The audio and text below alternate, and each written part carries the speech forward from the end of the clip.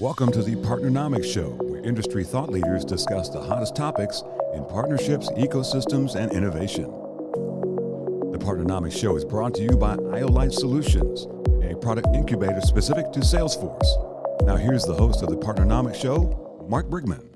Welcome back to another episode of the Partnernomics Show. So good to be with you guys again. Man, today, talking to Mr. Jim Lezzer. Jim, how you doing, man? It's good to catch up with you. Good, Mark. Always a pleasure to talk with you. Man, I'm re-energized after we had a chance to chat with each other. It's good to catch up. You're up to some awesome stuff. I know that you're. It's been a little while. It's amazing how time flies. But at WorldView, so Jim is the vice president of strategic partnerships at WorldView, and man, doing some really cool stuff there. Jim, you're one of my buddies that's responsible for the channel side of partnerships, but also kind of the solution side of working in the tech side as well. So I really enjoy having those conversations with you because, man, it's interesting just to see how those partnerships are put together, how they're developed, how organizations work with them. But man, Jim, I'd love for you to just spend a little bit of time to share with our listeners and viewers about yourself and about WorldView, what you guys do.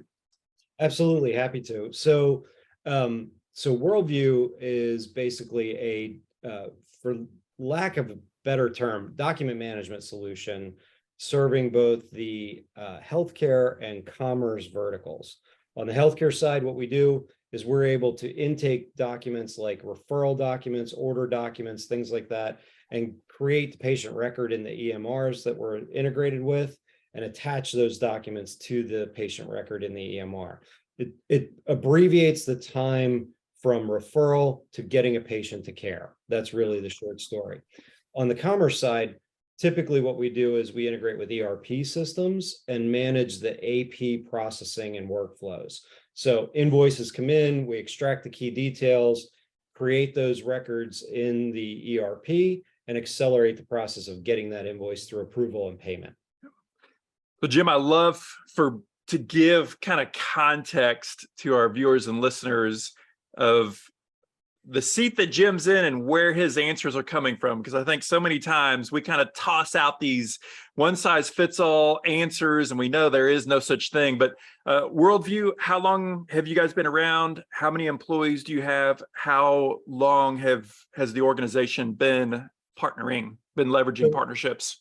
So this is a really cool story because WorldView has been around for over 20 years. They actually were spun out as a solution that was in an ERP system. So their mindset has always been partner first, ever since they were first born. What's interesting is I came on board in the end of June last year, 2022, because what they really were looking for was to move beyond having leaders run a partnership off the side of their desk as a part-time thing to having a full-blown initiative that said, we really want to build a partnering operating system, and exactly how do we do this across our organization and then even across the portfolio that we're within. Awesome. How many employees, roughly? We're actually a little small company out of Omaha, Nebraska, so there's only about 50 of us overall. Awesome. All right, Jim, you mentioned the partner operating system. So I'm going to kind of toss the first question at you. I got to get my stopwatch going here. What is a partner operating system? So I think the short story about a partner operating system is really it's an approach to how you initiate, investigate, analyze, and commit to partnering, right? So if you look at Partnernomics and you look at what we get trained to do or what you learn through the courses here, you talk about things like the partner prep sheet. What's the preparation that goes in? What do I need to understand? What's their needs? What's their wants? What's our needs, wants? What are all the key things that basically bake this together to say, this is a deal that's worth exploring? I think you and I have had that conversation where we also often joke about the idea of partnering is opposite of sales. Right? In sales, it's get to yes. In partnering, it's how fast can I get to no, right? And so then the rest of the operating system are things like the SPLM, the Strategic Partner Leadership Model, where you're really breaking it down and going through everything from the framework of the deal to the ROI to everything that you're building out and saying, what is the deal structure that this has to be? And then when you're going to go operationalize it, what's your go-to-market strategy for doing so? And that's really your partner operating system. So to provide just a little bit more history, a little bit more context, Jim and I are both process freaks, efficiency freaks, or at least Jim, I'll speak for myself. I absolutely am. And so, that's what I wanted to build, what I wanted to create was this repeatable, predictable process. I just kind of had this belief that in all of the partnering teams that I was on over the, 20 plus year career doing partnerships, it seems like it was so much art, it was so much shooting from the hip, but I wanted to have something that was more of a science, more of a predictable process. And so that's why we started putting that in place. And then, Jim, you kind of transitioned your career from sales into more of a partnership oriented approach. And you were looking for that. And thank God you came across our book, and we had the opportunity to meet you many years ago. But Jim, I want to hit you with another question. Let's get tactical. That's what I want to do in the Partnernomics show, is to get down to the tactics, not talk about the 30,000 foot view that a lot of other people are hitting, but really try to get down to some tactical pieces. I know that Tyler launched out a few weeks ago now, I think, our strategic partnering plan, call it the SPP. Mm-hmm. And it's a tool that we, really like to see partnering teams use from the onset. And I want to have you share from your perspective, what is the value of a strategic partnering plan? This 12 component document that really kind of gets down to some specifics, but how have you used it, throughout your companies, and as you put processes in place for your organization now, what's the power that comes with an SPP, or what is your recommendation of why other partnering professionals should use it? Sure. I think the short answer in terms of the power of the SPP is it gives tremendous clarity, right? Without it, what you end up doing is you're kind of going, well, what could we go chase, right? We're going to go chase a million rabbits and hopefully we catch one. And I think the key power of the strategic partnering plan is you answer the questions of who's our ideal customer profile, what are we going after, what are the types of partnerships we're going after. Basically, what are we going to say no to, and what are we going to say yes to, right? But then beyond that, I think what you're really doing is you're also creating a way to speak to leadership and speak to the executives in the organization to make it clear to them of what the end goals are and the end results that you're targeting. So if those KPIs are things like, well, we're going to grow pipeline, we're going to close deals, we're going to get this many integrations, or we're going to get this. What you're doing is you're basically setting out, okay, these are the markers that I'm trying to go get out to and goals that I'm trying to reach. And that creates clarity for executives, and it's powerful from their perspective, because it isn't just we're hoping for results, it's we're driving towards a specific end result. I love that, man. It's so true. So many times we see and hear of, we have our executives, we have the partnering executive or the team leader, whatever the case may be, whether it's channel solutions, somebody in your seat that's responsible for both sides of that. You go into these whiteboarding sessions and you kind of, draw some boxes on what we're trying to do, but that's where it's left. It's never really put down into a formalized, but like a cohesive, holistic document of what does Jim need to make this happen? Who are the types of partners that we're going after? What are the core deal terms that we're looking for? Yep. We never get down to that level of specificity. So like you were saying, like driving clarity, driving alignment of resources, getting clear on expectations. In a previous episode, we talked about the importance of executive expectations. Well, this helps you, it kind of forces the process of getting all the stuff on the table and having those very direct conversations of getting everybody on board, so you know what to expect. There's not there's not a lot of gray area, and that's when things can go wrong. Is if your executives are expecting one thing or your CEO is expecting one thing, and you're thinking and trying to deliver something else. That's when we get into problems. Exactly. No, you're dead on. So Jim, I want to clarify one piece that you said, and that is the importance or the value of quickly getting to know.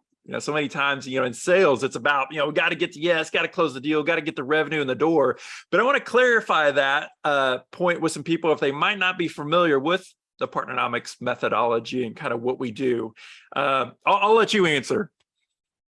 So, like you said at the one point, I think the best way to explain it is early in my career, I kind of was in the sales role, right? And so I'd been through multiple sales training methodologies, different methodologies. And so the beauty of that is you walk into this world where you're now given scripts, you're given tools, you're giving a process, and basically you know how to take a conversation from point A to point Z. I think when you look at what I found was that when I went out and landed a job in partnering, was like, okay, how the heck do you do this, right? And so I found Partnernomics and found the book and basically went, okay, here's how you can frame this up and what you're supposed to be, what are your key points along the way? What's the partnering process? So I think the interesting thing here is that, when you look at what that process looks like, is it's basically helping you to identify where are all the pitfalls that the alignment doesn't take place, that there isn't a good fit between our organizations. And so the faster you can do that, you stop wasting your time, because as well as I do, Mark, partnering people are not salespeople. They're the most friendly people in the world. They want to talk to you. They want to find a solution. Everything starts as, yes, we can absolutely do this. And you've got to go find the reason why we can't do it. And it could be that we can't do it today, but a year from now or 2 years from now, the stars will align and now we can do it. So you're building to that because at least you're not wasting time, All we have to do is look at the partnership failure rates. At best, they're well over 50%. So that tells us we're saying yes to a lot of organizations that we should be saying no. And that kind of goes back and further substantiates the power of a strategic partnering plan and getting really clear on what you're looking for, because there is a lot of value in being able to quickly say no. All right, Jim, I'm going to hit you with another question. Question number 3, that is, what advice would you have, right? I look on LinkedIn now, there's, lots of partnering professionals that are being riffed, being laid off. We're seeing it a lot now from these overhirings. It's heartbreaking to see. But I want you to kind of share what's some advice that you would give to these partnering professionals as they're going in and having conversations, whether it's at the executive level, they're trying to get in that director, that VP level position, or maybe even as an individual contributor. So I think the biggest thing, first of all, partnerships is probably not going to happen and deliver results as quickly as anybody would expect, right?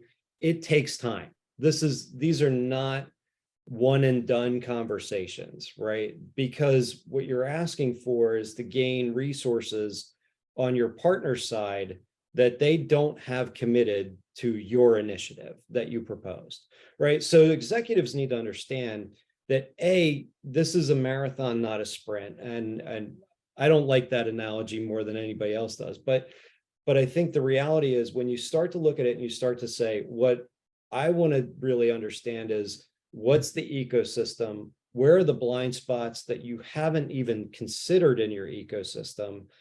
Why would we go do those things? How do we build out a thoughtful program that says we're replicating what we've already done well, and we're building new things that are truly strategic, right? It's that exponential growth. And that's what executives want to hear, is they don't want to hear false promises that you're going to bring in $1 gazillion tomorrow afternoon if you hire me today. They want to hear realistically, where am I going to be 3 years from now? What are you aiming for 3 years from now based on where things are today? And the more you can drive a clear picture to them of that, the more value in that conversation that you were bringing. Yeah, man, so much truth in that.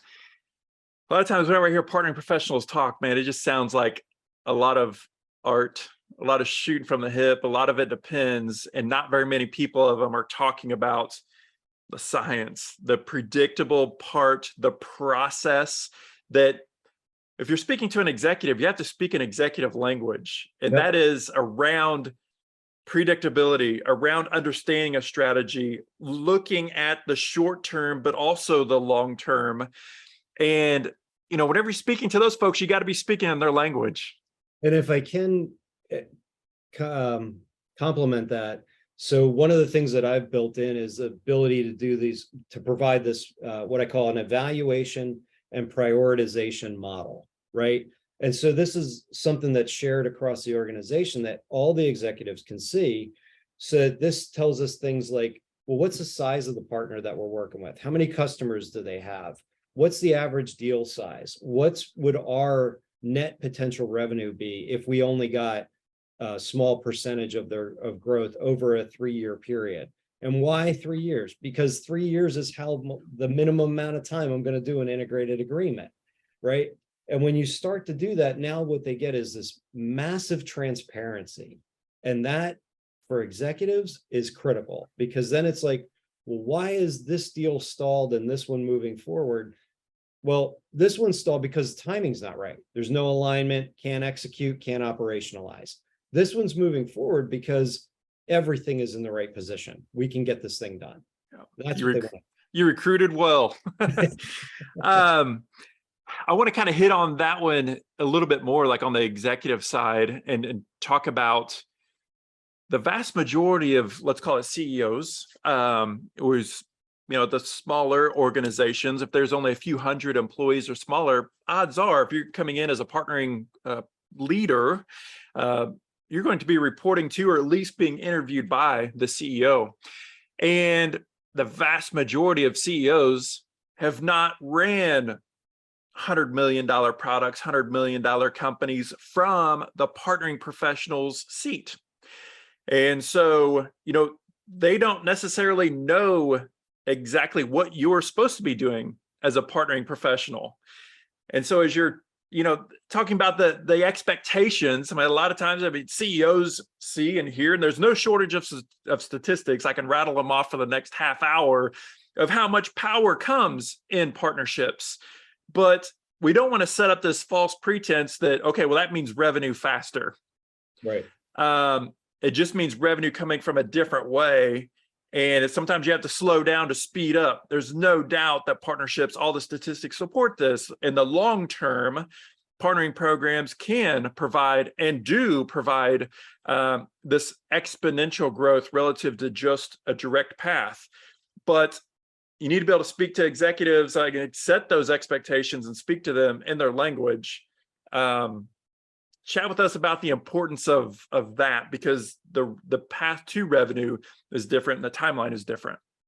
Well, and I think that to dial in on that a little bit more would be when you also talk about the types of partnerships that you're doing, right? If your partnerships are channel, right? Meaning it's referral, it's affiliate sale, it's something like that. Somebody else is basically marketing on your behalf or kind of walking you into opportunities, then your timeline to revenue is much shorter, or should be, right? And then it really becomes a game of managing who's producing and who's not producing. And with a reluctance to pull weeds, so to speak, because with the right enablement, you could get somebody producing and that you could be very fruitful.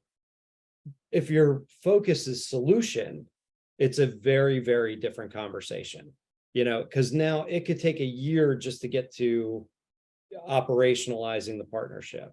So I think you have to have that balance and at least have that presence to say what we're going to do, right? So overall, in an overarching partnerships program, if you've got some of this channel here, okay, this is how we're going to nurture this channel to get it to produce more fruit. If you're doing solution, these are the solutions that make the ideal arrangement for us. And that, I think that's the hardest part, to being able to articulate that to a leader and get them to understand. Yeah, I think we kind of chatted about this before, of kind of this one size fits all answer. And I think we have to kind of break all of this down. There's no doubt, like, say from a referral perspective, which is probably the most basic type of a partnership program you can put together. Yeah, you could certainly get to revenue faster that way than than your direct route, or very much in alignment with that. But as you're looking at more complex solutions, more complex solution selling, we're starting to get into kind of the co-selling or reselling or some of these pieces. You have to put an infrastructure in place to support those partners. So job one isn't go sell. Job one is spend the first 6 to 12 months building the program, building the system, building that plumbing and piping. And that's where you got to get some real clarity on what the goals are, what the timeline looks like to put those programs together. The next thing you hit on that is super important is on the solution side and solutions partnerships. And something that you said earlier is you're only going to get into those relationships if they're a 3-year deal. And that is so true and so important from my experience. And so one thing that I'll kind of toss in there, getting really tactical, is whenever you're putting those agreements in place, and specifically looking at, like, say, a termination for convenience, right? In the solutions partnerships, it takes years to, on average, generally speaking, it takes years to really extract solid value from a lot of those tech integrations, partnerships. I'd like to have you just kind of double click on that one a little bit more about solutions-based partnerships, the length of time that it takes, and just like even from a recruiting perspective, how much more selectivity you have to have with solutions partners. I mean, they truly should be strategic partners.